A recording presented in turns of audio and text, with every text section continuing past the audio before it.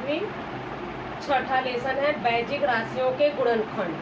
ध्यान से समझोगे, ये आगे चल के 9वीं 10वीं में इसका उपयोग होता है। x का वर्ग धन 9x धन 18 क्या ज्ञात करना है, इसका गुणनखंड ज्ञात करना है। अब इसमें ध्यान दोगे, लास्ट वाला जो गुणनखंड है, रफ में जाओगे 18 लिखोगे, या रफ में नहीं जाओगे, जो भी सवाल हल कर रहे हो एक लकीर खींचो, सामने भी लिख सकते हो।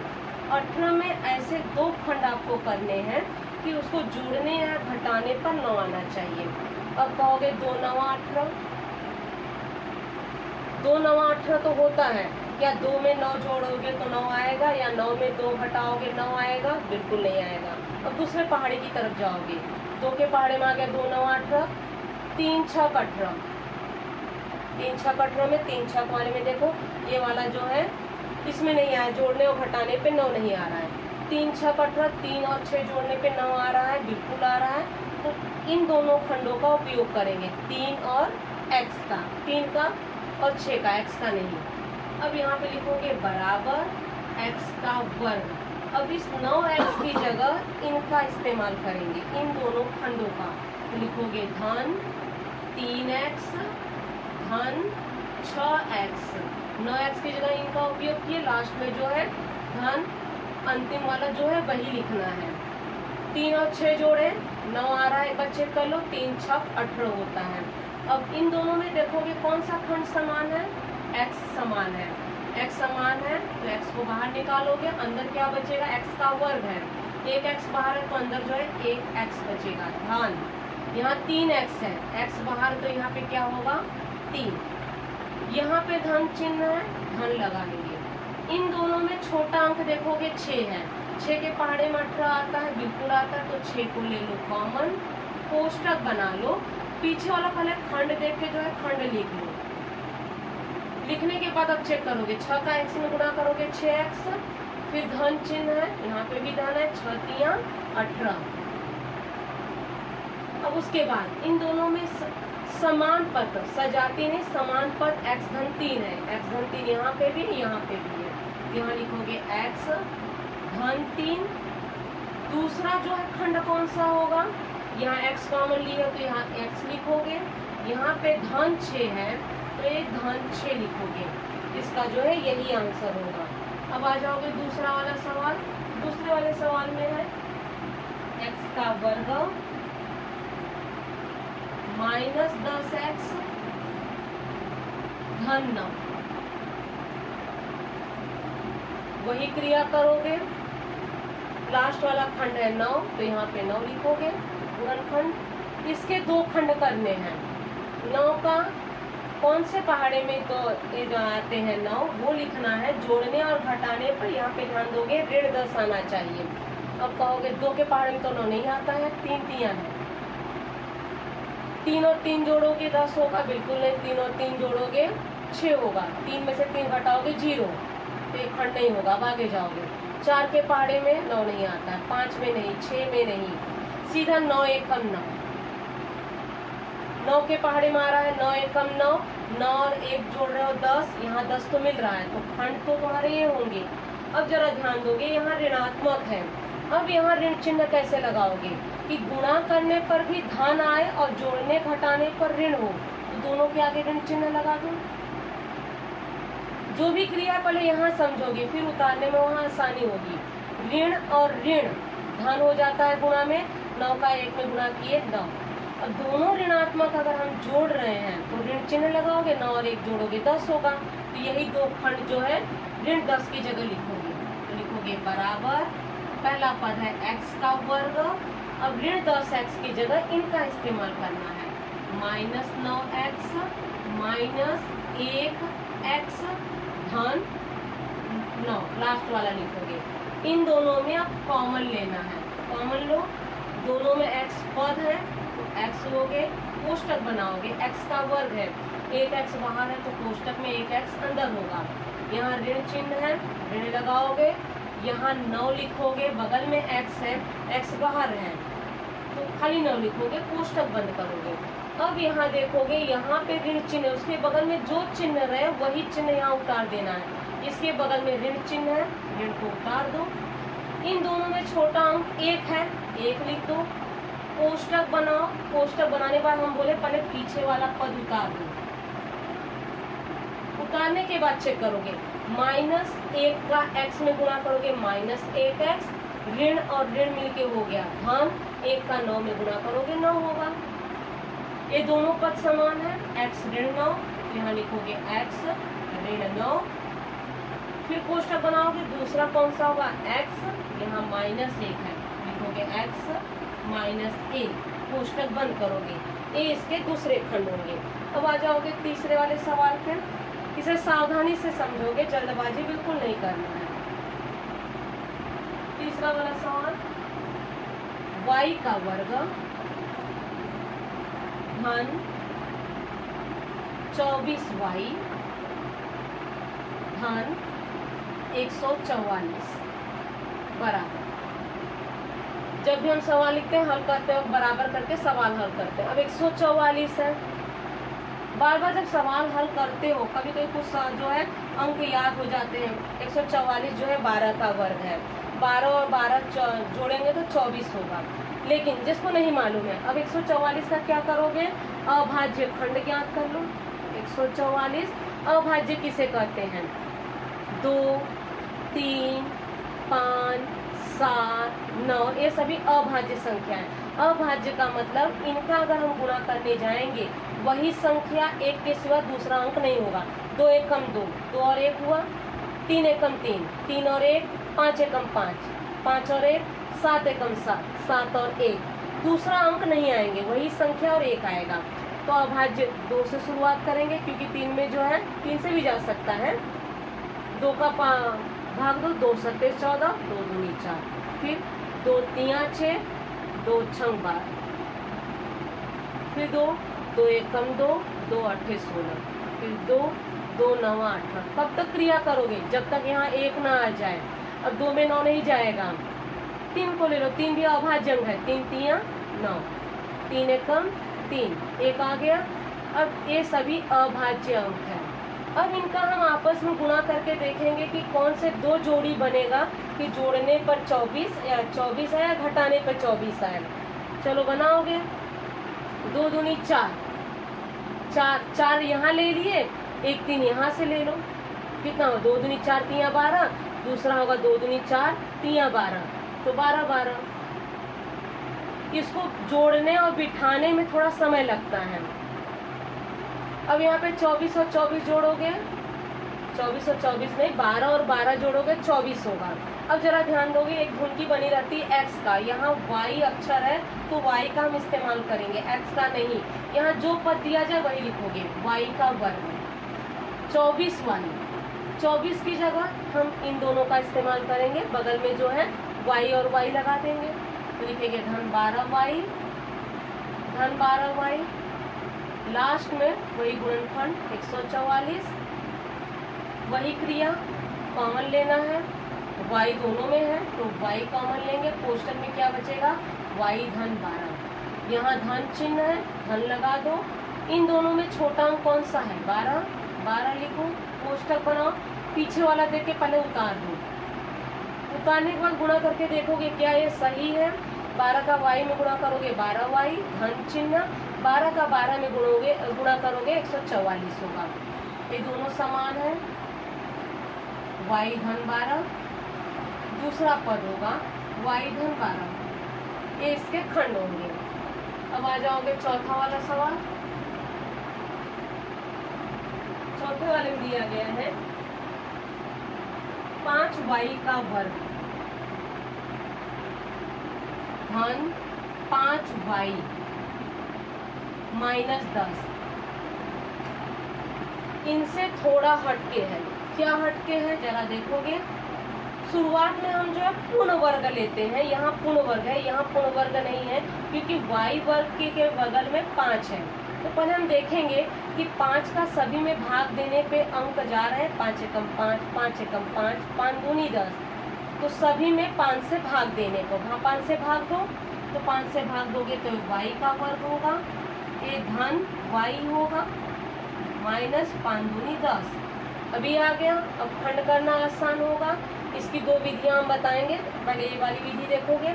अब यहाँ पे है -2, जरा ध्यान दोगे, गुणनखंड है -2, तो हम -2 लिखोगे। -2 लिखने के बाद इसके दो खंड करने हैं। जोड़ने और घटाने पर जो है धन एक, बगल में जो अंक आता है पहले अंक देखेंगे, वाई बार नहीं देखना है। धन बगल में अंक नहीं तो 1 मानेंगे, जोड़ने और घटाने पर 1 आना चाहिए। 2 एकम 2, 2 में से 1 घटाएंगे तो 1 आएगा, बिल्कुल आएगा। अब जरा ध्यान दोगे, गुणनखंड ऋणात्मक है लेकिन यहाँ योगफल धनात्मक है। इन दोनों में किसी एक पे ऋण चिन्ह लगाना होगा, तो किस पे लगाओगे? तो सबसे छोटे अंक पे लगाओगे। बड़े पे क्यों नहीं लगाओगे? अगर बड़े पे लगा दिए, छोटे को छोड़ दिए, एक संख्या धन एक संख्या ऋण, गुणा का क्या नियम है? धन और ऋण है, आपस में जो है गुणा कर दो, 2 एकम 2, ऋण लगा दो। लेकिन योगफल में क्या नियम है? एक संख्या धन एक संख्या ऋण है तो हम घटाते हैं, घटाने के बाद हम अंक देखते हैं कौन सा बड़ा, उसका आगे जो चिन्ह है वो चिन्ह लगाते हैं। 2 में से 1 घटाए 1, अंक बड़ा है 2, उसके आगे अगर ऋण चिन्ह लगाओ तो ऋण 1, हमें जो धन 1 की आवश्यकता है। अब यहाँ पे देखोगे, एक संख्या धन एक संख्या ऋण है, तो हम क्या किए? पहले घटा दिए, घटा दो 1। इन दोनों में बड़ा अंक कौन सा है? 2, उसके आगे चिन्ह नहीं है तो धनात्मक मानोगे, तो हमें ये वाला खंड लेना होगा, न कि ये वाला। तो इस पे विशेष ध्यान दोगे। ये ऋण चिन्ह हम किसके आधार पे लगाएंगे? इस योगफल के आधार पे। अगर ये योगफल ऋणात्मक होता तो हम नीचे वाला खंड लेते, तो ऊपर वाला नहीं चलता। चलो लिखोगे, माइनस नहीं बराबर y का वर्ग, धन y की जगह इनका इस्तेमाल करना है, तो लिखोगे धन 2y माइनस 1y लिखो, या y भी लिखोगे चलेगा, लास्ट में -2। अब कॉमन लो, इन दोनों में y कॉमन है, लिखोगे y धन 2, कोष्टक बंद करोगे। यहाँ ऋण चिन्ह है, बगल में जो चिन्ह रहे वही चिन्ह हम बोले तुम्हें लिखने के लिए। इन दोनों में छोटा अंक जरा कहोगे, यहाँ अंक नहीं है, यहाँ पे यही छोटा दिख रहा है, बिल्कुल नहीं, y के बगल में अंक नहीं है, 1 मानोगे, 1 लिखो, कोष्टक बनाओ, बगल वाला देख के पहले उतार दो, क्योंकि उतारते नहीं है तो कंफ्यूजन हो जाता है। अब चेक करोगे, -1 का y में गुणा करोगे तो -1y, धन और ऋण मिलके क्या हो जाएगा? ऋण 1 का 2 में गुणा करोगे 2, मतलब खंड बराबर है, y धन 2 दोनों में समान है, तो लिखोगे y धन 2। दूसरा खंड कौन सा होगा? y, यहाँ ऋण 1 है तो ऋण 1, कोष्टक से बंद करोगे। जरा ध्यान दोगे, इसमें प्रत्येक में 5 से भाग दिए थे, भाग जो है दोनों पदों में देते हैं, यहाँ 2 पद नहीं है, 5 यहाँ कॉमन लेंगे, तो यहाँ पे जो है हम 5 कॉमन लेंगे, 5 हम कॉमन लिए तो ही जो है ये y का वर्ग हुआ, 5 कॉमन है तो y, 5 दूनी 10, तो हम 5 बार बार कॉमन लेते जा रहे हैं, तो सभी में 5 कॉमन हमारा रहेगा। यहाँ पे 5 एक खंड की है, कोष्टक बना दोगे, यहाँ पे भी हम 5 कॉमन लिए हैं, तो ये बड़ा कोष्टक से इसको करोगे, ये 5 वैसे का वैसे उतरता जाएगा, क्योंकि 5 हम कॉमन लिए। इसी सवाल को हम इस विधि से भी कर सकते हैं, या जरा ध्यान दोगे, 5 कॉमन नहीं लेना, नहीं समझ में आया तो आ जाओ इसी सवाल को इस विधि द्वारा भी कर सकते हो। पहला पूर्ण वर्ग नहीं है तो हमें जो है अंक ऋण 10 है, यहाँ का जो 5 है, इस 5 का ऋण 10 में गुणा करोगे तो क्या हो जाएगा? ऋण 50। 5 का 10 में गुणा किए हो, यहाँ पे लिख लो, 5 का ऋण 10 में गुणा किए हो, ऋण 50। अब जो है खंड करने पर धन 5 आना चाहिए, 5 दा हमें 50, 10 में से 5 घटाओगे तो 5 आता है, लेकिन धन की आवश्यकता है, किसके आगे ऋण चिन्ह लगाओगे? छोटे वाले अंक के आगे ऋण चिन्ह लगाओगे, क्योंकि योग क्या कहता है?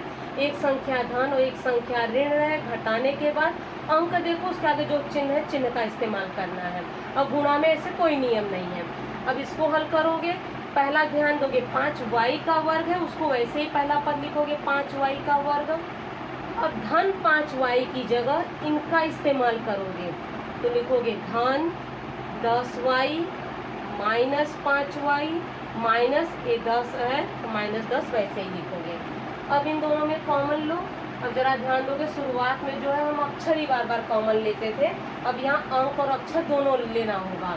इन दोनों में छोटा अंक है 5, लेकिन 5 के पहाड़े में 10 आता है, बिल्कुल आता है। तो 5 और y हम कॉमन ले लिए, कोष्टक बनाएंगे। अब यहाँ पे y का वर्ग है, एक y बाहर है, तो यहाँ पे y धन 10y है, तो 5 दूनी 10, तो 2y बाहर है, तो y धन 2 होगा। बगल में जो ऋण चिन्ह है वही ऋण लगाओगे। इन दोनों में छोटा अंक कौन सा है? 5। 5 के पहाड़े में 10 आता है, तो 5 लिखोगे, कोष्टक बनाओगे, बगल का ही देख के उतार दो, y धन 2, कोष्टक बंद करोगे। अब चेक करो, -5 का y में गुणा करोगे, -5y, धन और ऋण मिलके हो जाएगा ऋण, 5 दूनी 10, y धन 2 दोनों समान है। अब जरा ध्यान दोगे, लेकिन ये 5y जो है कॉमन है, यहाँ पे इससे कॉमन लिए हो, तो ये अभी कंफ्यूजन नहीं करोगे 5y कहाँ जाएगा, 5y कहाँ जाएगा बाद में देखना है। y धन 2 समान है, तो y धन 2 लिखोगे। दूसरा पद 5y माइनस 5, यहाँ लिखोगे 5y माइनस 5, ये आपका आंसर हो गया। कहोगे अब ये वाला आंसर इससे नहीं मिल रहा है, मिल क्यों नहीं रहा है? क्योंकि 5y और 5y है। आगे जाओगे, इन दोनों में कॉमन लोगे, वैसे आंसर आपका यहाँ तक भी सही है। इन दोनों में 5 अंक कॉमन लोगे, तो क्या बचा? y माइनस 5 है, 5 तो बाहर लिखा, तो 5 है कम 5। अब जो है अंक के किनारे कर दो, बीच में अंक है, तो ये अंक किनारे करो, y धन 2, y ऋण 1। किसी भी विधि का उपयोग करोगे तुम्हें आंसर वही मिलेगा, इन दोनों में कोई भी एक कर सकते। प्रश्न संग्रह 6.2 सूत्र है a के घाते 3 धन b के घाते 3। इसके पहले हम कौन कौन से सूत्र पढ़े थे? a धन b पूरे का घन, इसका सूत्र था a के घाते 3 धन 3 a का वर्ग b धन 3 ab का वर्ग धन b के घाते 3। इसके बाद कौन सा पढ़े? a माइनस b के घाते 3, ऋण चिन्ह था, a के घाते 3 माइनस 3 a का वर्ग b धन 3 a b का वर्ग माइनस b के घाते 3। इसके बाद a धन b धन c पूरे का वर्ग बराबर a का वर्ग धन b का वर्ग धन c का वर्ग धन 2ab धन 2bc धन 2ac। 3 सूत्रों का उपयोग कर चुके हैं। अब एक चौथा सूत्र है, तो इसमें कंफ्यूज बिल्कुल नहीं होना। a के घाते 3 धन b के घाते 3, और ये है a धन b पूरे का घन है, ये पहले का घन और दूसरे का घन है, तो a धन b, फिर दूसरा कोष्टक है a का वर्ग माइनस ab धन b का वर्ग। इस सूत्र की सहायता से प्रश्न संग्रह के सवाल हल करने हैं। काफी सरल है, लेकिन सावधानी से हल करना है। पहला वाला सवाल, x के घाते 3 धन 64 y के घाते 3। पहले जो है यहाँ करोगे, x का घाते 3 है, 64 किसका घन है पहले पता करना होगा। अब कैसे पता करोगे? तो यहाँ 64 लिखो, अभाज्य खंड ज्ञात करो, शुरुआत 2 से करो, 2 तिया 6, 2 दूनी 4, 2 एकम 2, 2 छंग 12, 2 अठे 16, 2 चौक 8, 2 दूनी 4, 2 एकम 2। हमें घन की आवश्यकता है, तो यहाँ पे देखोगे 2 की 3 जोड़ी है, यहाँ पे 2 की 3 जोड़ी है। किसका घन होगा? 2 दूनी 4 दूनी 8, यहाँ 3 की तो जोड़ी बना लिए, तो जो 2 दूनी 4 दूनी 8, ये 8 हो गया, 2 दूनी 4 दूनी 8, ये तो 8 का वर्ग हुआ, लेकिन हमें घन की आवश्यकता है, 3 जोड़ी होना चाहिए। तो 3 जोड़ी कौन सी होगी? तो अब यहाँ पे बनाओगे पहली जोड़ी, दूसरी जोड़ी, तीसरी जोड़ी, तो ये 8 नहीं चलेगा, तो कौन सा होगा? 2 दूनी 4, ये भी होगा 2 दूनी 4, ये होगा 2 दूनी 4, ये 4 के 3 है, 4 का 3 बार गुणा करोगे 64 होगा। तो पहले अभाज्य में जाओगे, तो पहले जोड़ी बनाओगे कि किस अंक का 3 बार गुणा करने पर यही अंक प्राप्त होगा। पहले इस रूप में लिखोगे, x के घाते 3 धन, यहाँ 64 है, 64 की जगह यहाँ लिखोगे 4, 4 आया कहाँ से? यहाँ से आया है, यहाँ y लिखोगे, कोष्टक बंद करोगे, घाते 3। अब जाके इस रूप में ये सूत्र तैयार हुआ है। अब सूत्र का इस्तेमाल करके और करोगे a धन b, a है x, b है 4y, x धन 4y। फिर कहता है पहले पद का वर्ग, x का वर्ग करो, माइनस ab, ab मतलब इनका आपस में गुणा करना है, x का 4y में गुणा करोगे माइनस 4xy। कहता है धन b का वर्ग, इसका वर्ग करोगे 4y गुणे 4y, 4 चौक 16, y का वर्ग, कोष्टक बंद करोगे, यही आंसर होगा। दूसरा वाला सवाल, 125 p के घाते 3 धन q के घाते 3। अब 125 है, अभाज्य खंड पे जाओगे, 125 लिखोगे, यहाँ पे अभाज्य अंक होने चाहिए, सम संख्या बिल्कुल नहीं। 3 के पहाड़े में 125 नहीं जाएगा। अगर 3 लिख ही रहे हो, 3 चौक 12, 3 का 5 में दोगे दशमलव में भाग जाएगा, तो यहाँ दशमलव नहीं पूरा भाग जाना चाहिए। इकाई 5 है तो 5 अभाज्य संख्या है, 5 से शुरू करो, 5 दूनी 10, 5 पचे 25, 5 पचे 25, 5 एकम 5, 5 का कितने बार गुणा किए हो? 3 बार। अब यहाँ पे लिखोगे बराबर 125 की जगह ये 5 लिखेंगे, 5 p पूरे का धन धन q के घाते 3। अब सूत्र का इस्तेमाल करो, a धन b तो 5p धन q, फिर कोष्टक पहले का वर्ग, 5p का वर्ग करोगे 5 पचे 25, p का वर्ग माइनस इनका आपस में गुणा करोगे तो 5pq धन b का वर्ग, b है q तो यहाँ पे होगा q का वर्ग, ये आपका आंसर होगा। पांचवा सवाल, 24 a के घाते 3 81 b के घाते 3। तो पहले जो है तो देखोगे 24 का अभाज्य खंड ज्ञात करो, 24 यहाँ लिखेंगे 2 एकम 2, 2 दूनी 4, 2 छंग 12, 2 तिया 6, 3 एकम 3। 24 का ज्ञात कर लिए, बगल में 81 का भी कर लो, 81 3 से जाएगा, 3 दूनी 6, 3 सते 21, 3 नवा 27, 3 तिया 9, 3 एकम 3। घन कह रहा है, जरा ध्यान दोगे, यहाँ 2 का घन होगा, 2 का 3 बार है, यहाँ भी 3 का घन होगा। इन दोनों में क्या कॉमन आ रहा है? 3। तो पहले हम क्या करेंगे, 3 इसमें कॉमन लेंगे, 3 कॉमन लेंगे, कोष्टक बनाओगे, 3 का 24 में भाग दोगे, 3 8 24 धन 3 का 81 में भाग दोगे, कितना होगा? 3 दूनी 6, 3 सते 21, b के घाते 3। 3 कॉमन ले लिए हो। अब इसके बाद देखोगे 3 वैसे उतरता जाएगा क्योंकि 3 कॉमन है। अब 8 a के घाते 3, 8 a के घाते 3 तो आपका यही होगा, नहीं तो यहाँ 8 आ गया तो 8 का भी गुणा करोगे तुम्हारा यही आएगा, 2 चौक 8, 2 दूनी 4, 2 एकम 2। तो यहाँ लिखोगे 2a के घाते 3, यहाँ कोष्टक बहुत जरूरी है। 27 है तो यहाँ 3 लिखोगे, यहाँ पे b है, घाते 3 बड़े कोष्टक से बंद करना है, 3 बगल में है, 3 उतारते जाओ। फिर कर रहा है a प्लस b, तो लिखोगे 2a प्लस 3b, फिर कोष्टक a का वर्ग, 2a का वर्ग कितना होगा? 2 दूनी 4, a का वर्ग माइनस इनका आपस में गुणा करोगे, 2 तिया 6 ab धन इसका वर्ग करोगे, 3b का वर्ग, 3 तिया 9 b का वर्ग। ये आपका आंसर होगा। बाकी सभी सवाल जो है इसी तरह से आपको करने हैं।